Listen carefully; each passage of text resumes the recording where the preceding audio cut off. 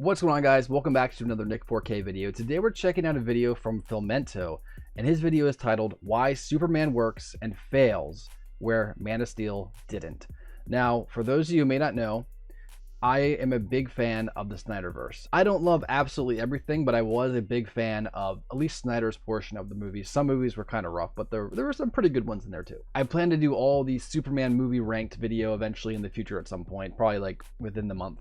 We'll see. But for now, let's check out what Filmento has to say and see if we agree or we disagree. Let's check it out. For weeks now, people have been leaving comments asking, Filmento, what do you think is better, Superman or Man of Steel? And my honest answer to that is... Superman v Superman. In his new movie, a more colorful Superman must go up against superpowered henchmen of his biggest hater, Baldy McBoldhead.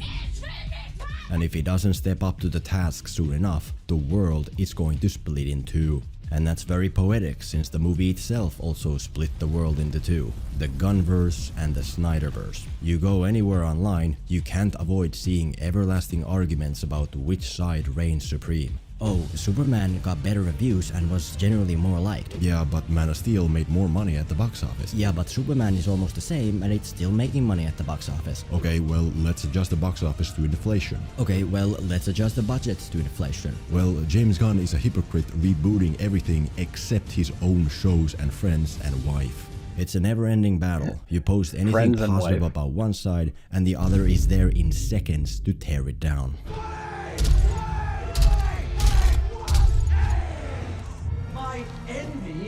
Is a calling. It is what has driven me to annihilating you.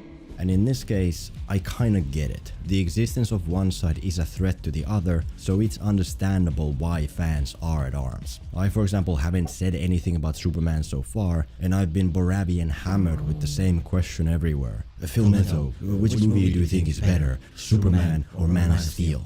And my honest answer to that question is that it's not the right question. See, yeah, before he jumps on this, I'm pretty sure I know what he's going to say, but I'm going to tell you this.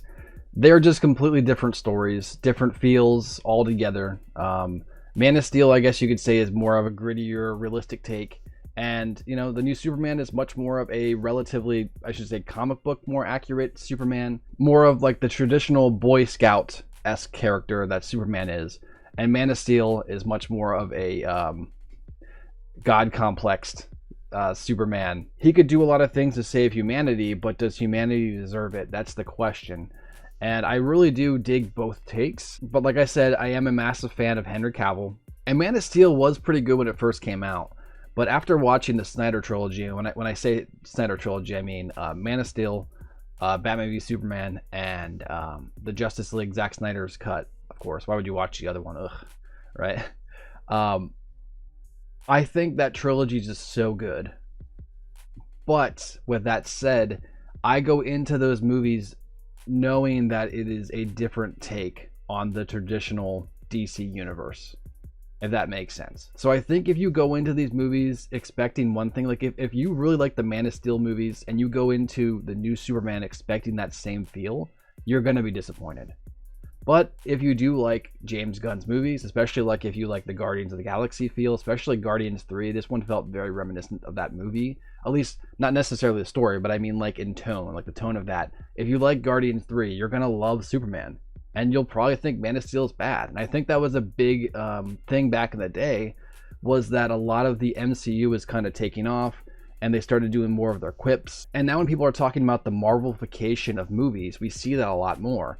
But back then, when the Avengers was taking off and the DCEU was kind of like slower behind, Man of Steel was seen as a weaker film. Not necessarily because it was actually a bad film, it's just because the way superhero movies were at the time, the Avengers had it right, and DCEU didn't, right? So it was just kind of rough.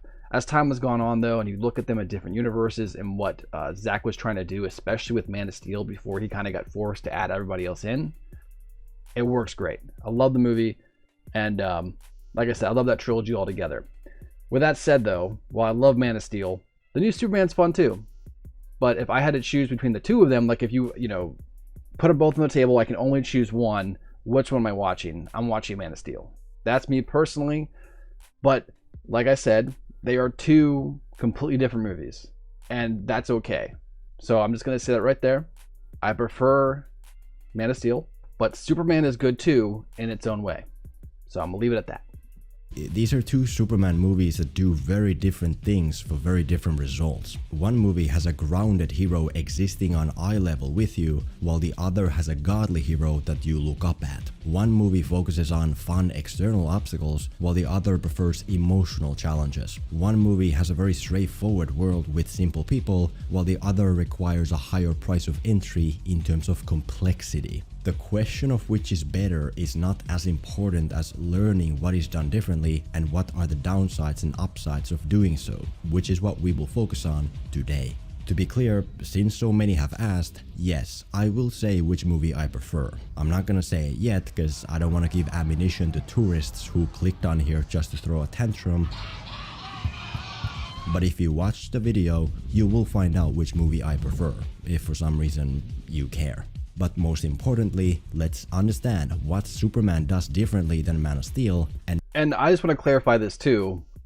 While I prefer Man of Steel, I like them both, right? I'm going to guess that Filmento is going to say the same thing. And what's better or worse as a result. The first key difference here is that one Superman exists with you on eye level, whereas the other is a godlike unit that you admire from below. To put it bluntly, the new Superman is a bit of a loser.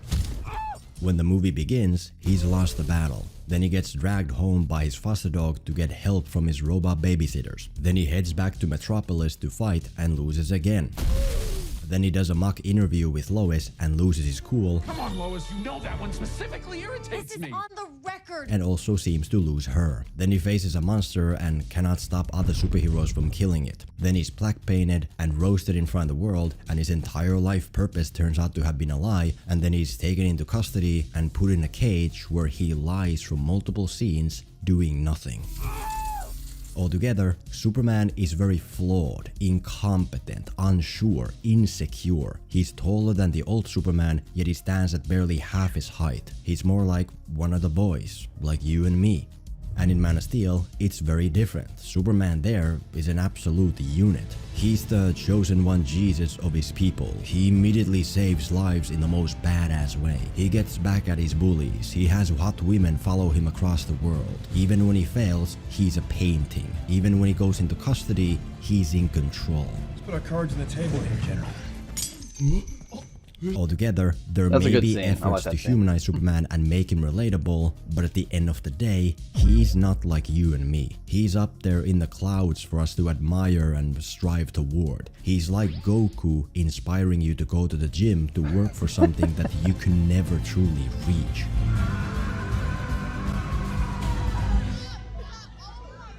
And when you put it like that, why the hell would you ever make a Superman who exists on ground level? Well, it comes down to the choice between admiration and astonishment.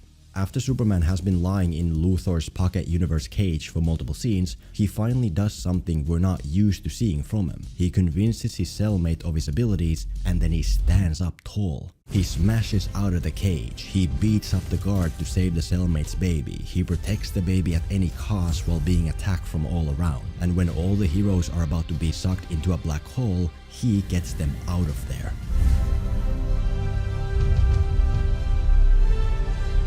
Seeing this short Superman amount to something so high and mighty, it's amazing. It's like, hell yeah, Superman, go Superman. It's the rise that we go on with this character that creates the astonishment. A bit like the scene in the Snyder Cut where the Flash became the biggest hero of the whole movie. The reason I was jumping in my seat seeing it for the first time is because it's not something I would expect that was to a cool see scene. from the Flash. I am a snack hole. He will always be a goofy sidekick.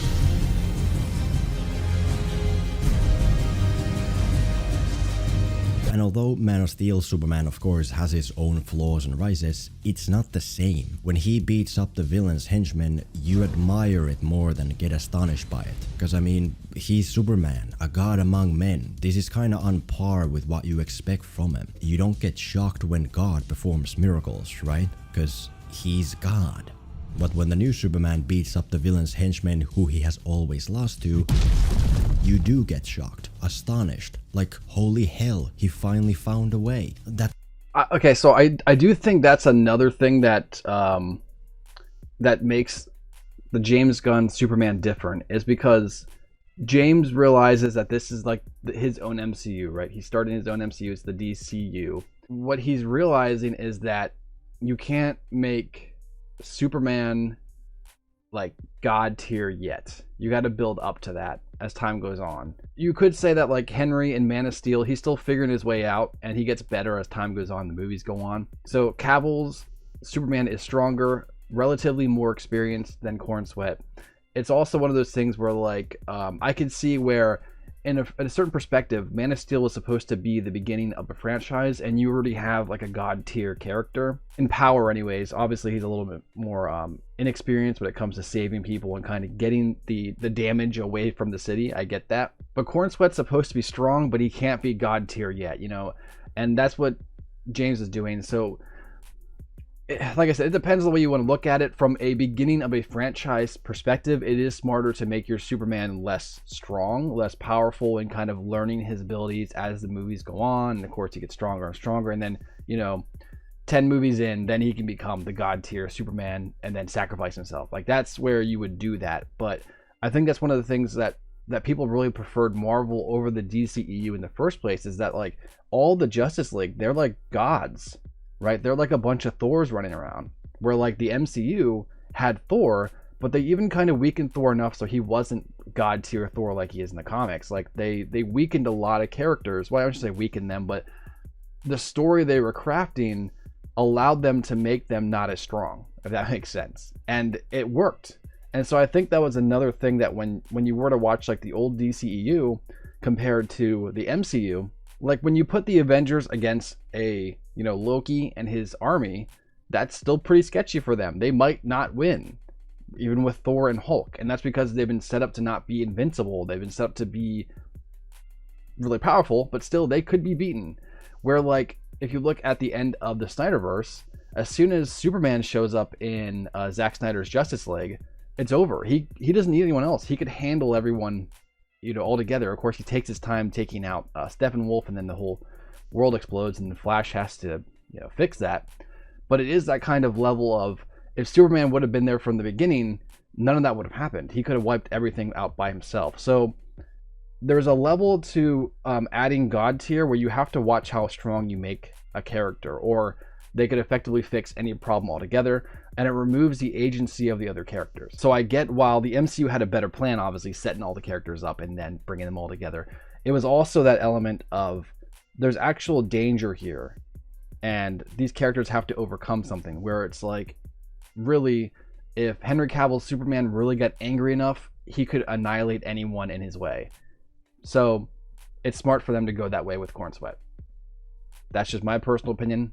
I could be wrong, but I don't think I am. That's incredible. Go Superman. And now that we understand the difference between the heroes, I know what you're asking. Which is better?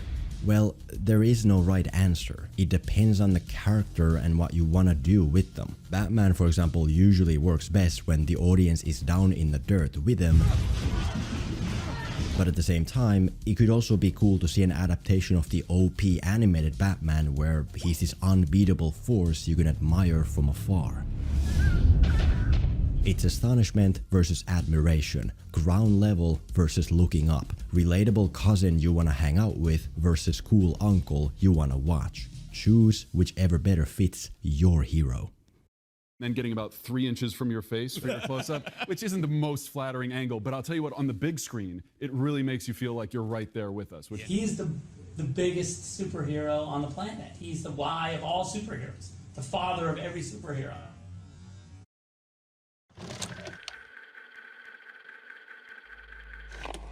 Another key difference here is that one movie plays with fun external obstacles while the other focuses more on emotional challenge. In Superman, for the most part, the obstacles exist on the outside. We fight some masked supervillain from a fictional country until he's had enough for today and leaves. We fight some big Luthor monster wreaking havoc in the city, except no real havoc really happens. Everybody okay?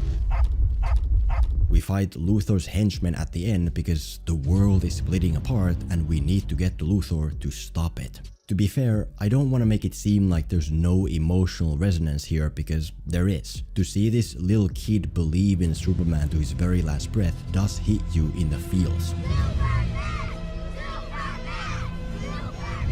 But for the most part, the movie plays positively on the external side. There's fictional countries invading other fictional countries that we explore less than Borat's hometown. There's fights against nameless grunts while catchy music plays in the background. I mean, the big climax is Superman fighting a dumb clone who Lex Luthor is controlling like an MLG gamer. 2A, 5B, 5B, 6K. It fits and works, but is also silly, goofy, kinda what Scorsese meant when he said some movies are amusement parks to have fun in. Whereas in Man of Steel, it's very different. There are some external obstacles in form of whatever machines, yes, but for the most part the challenge is emotional. When Superman fights henchmen in Smallville, his main purpose is not to protect some MacGuffin or save the military or anything. Get inside. He's mostly there to make the henchmen regret thinking they can come for his mom. You think you can threaten my mother? Even when Superman fights Zod at the I have a end, cat in my the room. external side is already over. Zod's plan failed, Krypton is gone. The fight is mostly about Zod being like, well, you took away my purpose to live, so now I'll make life hell for you until you end me. It is purely about negative emotion. And once again, there is a point to both sides. It comes down to the choice between having fun and having to reflect. In Superman, you can watch the conflict and obstacles and feel pretty good about them. Superman saves this civilian, he saves that civilian, he saves this dog and even this squirrel. It's very light and casual, and even the most negative things are ultimately not that deep. Superman seems to break up with Lois, but not really, and they don't ever get in serious conflict. Lex Luthor breaks into Superman's home to harm his robots and dog, but at the end the robots are fine and even the dog seems to enjoy captivity. The most real sense of danger comes when Superman is locked in the pocket universe with the Kryptonite guy. Now it seems like things are really bad. Until you remember that, oh yeah, there are these other superheroes who can easily look into what happened, so probably Superman is gonna be just fine. Altogether, the obstacles are quite emotionally unchallenging and untaxing, and when it's all over, you can leave the theater with a big smile. Man of Steel, on the other hand, is heavier in the conflict. Superman isn't saving dogs. He's rarely saving civilians unless he's attracted to them. He doesn't even save his own dad. If you're a squirrel, good luck. The obstacles in need of overcoming here do not make you feel good. You don't feel good when Faora flies. There are a lot of things I love about his trilogy, Snyder versus trilogy, but I will say that out of the very few things I really am not a fan of, the dying from a tornado part, I thought it was fine when I first watched it, but rewatching it more recently, they should have did the heart attack thing like it was in the comics. The idea that he could have saved him, but he didn't want to reveal himself, but there's so many plot holes with that, with like he could have flew over there without anyone seeing him, grabbed his dad, and then flew to another area like, hey guys, we made it over here. Like no one else would have been paying attention with all that carnage. What's deep about his dad dying is that Superman is super powerful. He can do anything he wants. He can save the entire world. But the one thing he can't do is save his father from dying from a heart attack. And that's kind of the deeper meaning of that. So that's one thing I think they should have changed. There's a couple other things that I would change, or I would maybe add some things or remove some things. But when it comes to Man of Steel, that might be the weakest point in the story. I know some people really don't like the neck snap, but Zod was a monster. He had to be stopped. And let's say Supes does end up knocking him out. What does he do with him afterwards, guys? Come on. I know there's a lot of people who they just hate the fact that Superman killed him, but in a realistic standpoint, that's the only choice he had. I still don't really get the anger that people had for that scene back then, and they still have it now. No, it's the only way to deal with an evil person like that is just to snap their neck. And in fact, I think in a lot of ways, execution is how you deal with a lot of evil people, and not just in movies, but in real life. But you aren't ready for that conversation. Anyways, let's continue. Obstacles in need of overcoming here do not make you feel good. You don't feel good when Faora flies into her demise with the army guy. You don't feel good when Superman kills Zod. When the credits roll, you are not smiling. More so, you're forced to reflect. Well, should Superman have saved his dad against his wishes? Could he have imprisoned Zod somewhere instead of killing him? Could this bad stuff have been avoided for a more positive result? The challenge is born from the negative, which enhances the raw feeling of emotion. If you destroy this ship, you destroy Krypton! And once again, there is no right answer for which is better. It depends on the movie you're making. Whether a Superman movie should be a colorful good time that makes you smile after the fact, that's up to you. I'm not enough of a fan to know. But with Batman, for example, if you're grinning in joy at the end credits, then probably something is not right. It's external conflict versus emotional conflict. Light fun versus heavier taxation. Choose whichever you're going for. I will say that I think that while I do like a lot of James Gunn stuff, sometimes there is a little too much James Gunniness in movies. Like when something more serious happens, he doesn't let it sit. He doesn't let that somberness and that sincerity go. He'll cut it right off and make a joke out of it. And so that's probably one of my biggest issues with the Superman. It's not even like story elements about his Superman. It's like, I understand where he's trying to go with this, but Superman needs more time to kind of breathe. And if you don't let sincerity breathe, then you're going to get another Thor Love and Thunder. And we don't want another one of those. So that's one critique I could definitely give to the Superman movie, where Snyder, you could say maybe it's the exact opposite. You know, he went straight into the sincerity and the deeper meaning of the story, and maybe there was less comical moments and stuff like that. But for what they're both trying to do, I prefer a deeper story, something along the lines of Lord of the Rings, compared to a Thor Love and Thunder type of movie. Which I don't really want to compare Thor Love and Thunder to Superman, because Superman is way better. But it's still, James got to work on that a little bit, I think. That's the only real note I'm going to give you, James. So use that. You're welcome. You even got to pay me. Another key difference here is that one world is very straightforward with simple characters, while the other requires a higher price of entry in terms of complexity. In Superman, most often what you see is what you get. All citizens love Superman, but then they see one arms dealer billionaire hater on the news and instantly turn on him. Why? Because that's how it is now. The movie could have gone deeper into this with the geopolitical topic, but chose a simple clip instead. I know there's computer forensics guys. They're not gonna say it's legit unless they are sure. And this simplistic trend continues. Why do Lex Luthor's henchmen obey him without question? Well, because they're bad guy henchmen and his goal is their goal. I know, Lex. I've sacrificed my own humanity to help get rid of it. Why does the Justice Gang fight for good? Well, because they're superheroes and that's what they do. Why is every woman obsessed with Jimmy Olsen? Well, because that's how it is. Not much more to it. Look at Lex Luthor. His main drive is his hatred of Superman, yet the movie doesn't really dive too deep into that. I know people don't very direct like him, but I like him. I think he's silly. Catapulted onto this planet just to have the world fawn over him. But it's surface level at most. You don't need to focus to not get lost. It's right there, easily accessible for everyone of all ages. You're driven by envy, Luthor. You couldn't be more obvious. No shit. Altogether, the complexity doesn't really go beyond this nice alien having to act evil because, look, in the scene he has a baby in danger. Pretty simple. And in Man of Steel, it's not so simple. Faora doesn't fight because she's a henchman, but because she's a soldier in a takeover gone wrong who has nothing else left. Zod doesn't fight because he's a villain, but because he was created to protect Krypton, and without that he has no reason to exist and thus wants to die in battle. People are individuals. But to get a more direct comparison, look at Lex Luthor in BVS. I know he's not the best character because his acting is wrong and he's pulled in two directions by two different writers.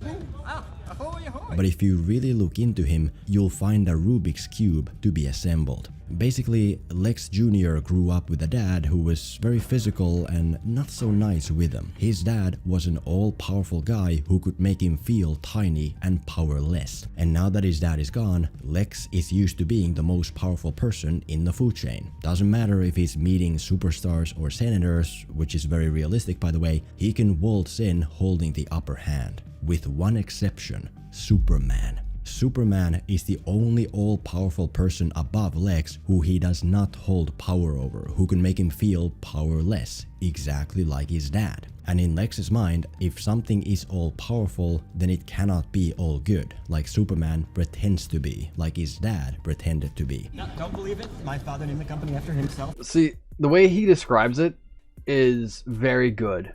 Like, that was a very good way to explain it. The problem is the movie itself doesn't do the best job of explaining that. But once you understand that aspect, you can understand the character better. Do I still think that they could have done a little better with him?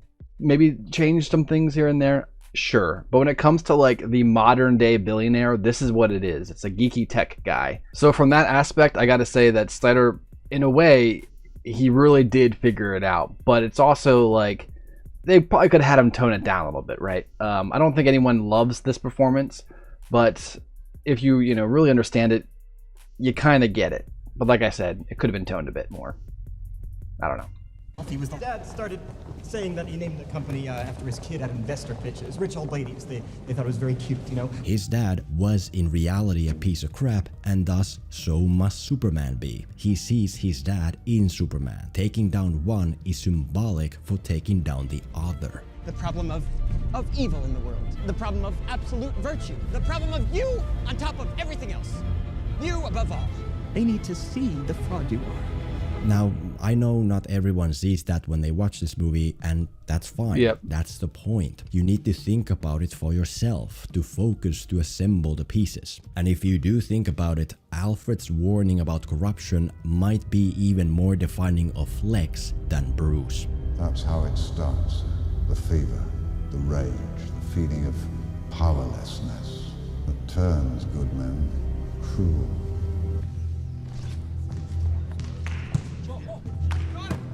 And once again, the question of which is better comes down to what you're going for. Easy access for all versus challenging complexity. If you want all audiences to be able to watch and enjoy popcorn without thinking too much, going simple with the world is the answer. Ultraman is a machine-like clone. All women comedically love Jimmy Olsen. This guy has a baby in the scene. The audience isn't gonna get lost because the water is knee-deep. It's safe and it works for everyone without confusion because it's right there. I'm as human as anyone.